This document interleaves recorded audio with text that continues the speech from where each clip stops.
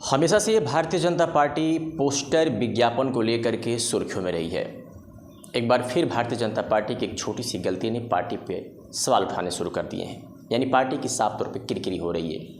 एक ऐसा विज्ञापन जिस पे एक किसान की फ़ोटो को चिपका दी जाती है और इस किसान को पता तक नहीं चलता है कि मेरी फ़ोटो कब खींची गई, कब पोस्टर पे चिपकाया गया, और देखते ही देखते रातों रात वो फ़ोटो कैसे सोशल मीडिया पर वायरल हो गई। दरअसल एक किसान की फ़ोटो भारतीय जनता पार्टी के विज्ञापन वाले पोस्टर पर चिपकाए गए और उस पर लिखा गया था कि इनकी ज़मीन नीलाम हो गई क्योंकि उन्होंने कर्जा नहीं चुकाया है। जैसे ही ये खबर उस किसान तक पहुंची, वो भारतीय जनता पार्टी पर अब मानहानि करने जा रहा है। विस्तार से बताएंगे पूरी खबर में, आखिर तक बने रहेगा कि आखिर पूरा ये मामला क्या है।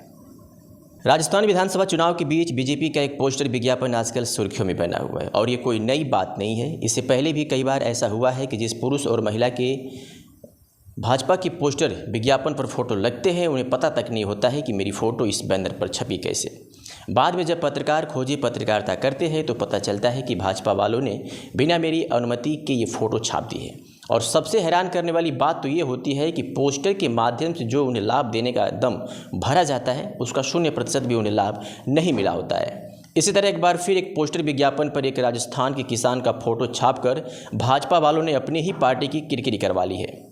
आपको बता दें कि राजस्थान चुनाव में भाजपा ने नहीं सहेगा राजस्थान अभियान शुरू किया।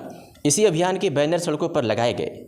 अब इन्हीं बैनर में से एक बैनर को लेकर बवाल खड़ा हो गया है। दरअसल बीजेपी ने 19,000 से अधिक किसानों की ज़मीन नीलाम होने का हवाला देकर एक पोस्टर जारी किया था। अब इस पोस्टर को लेकर सियासत गर्म हो गई है। बीजेपी के अभियान वाले पोस्टर में जिस किसान की फ़ोटो का इस्तेमाल किया गया, उस किसान ने बीजेपी के इस पोस्टर को लेकर अपनी आपत्ति जताई है। किसान ने बीजेपी पर खुद को बदनाम करने का आरोप लगाया है। किसान ने कहा कि मुझ पर ना तो कोई कर्जा है, ना ही मेरी कोई ज़मीन नीलाम हुई है। उसकी फ़ोटो का बिना इजाज़त इस्तेमाल किया गया है।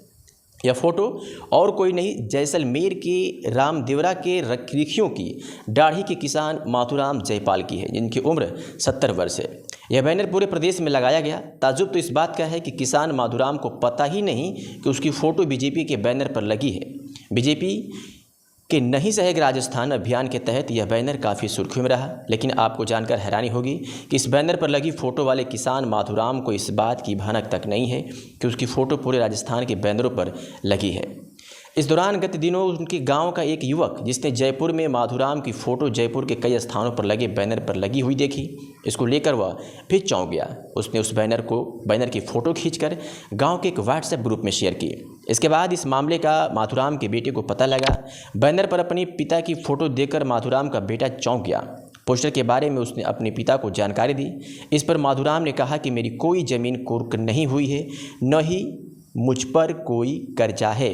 बीजेपी मेरी फ़ोटो को बिना वजह लगाकर बदनाम करने की कोशिश कर रही है। उन्होंने ये भी कहा कि मेरे पास 200 बीघा के लगभग ज़मीन है, मैंने KYC ज़रूर ली थी, लेकिन वो हमने कर्जा चुका दिया है।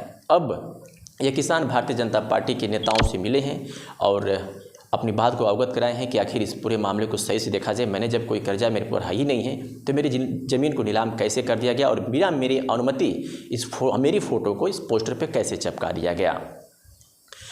किसान ने भी बताया कि मैं भारतीय जनता पार्टी पर मानहानि भी करूंगा। आपकी क्या सोच है, क्या राय है इस खबर को लेकर के? आखिर भारतीय जनता पार्टी की सरकार बिना किसी का पूछे फ़ोटो कैसे चिपका देती है?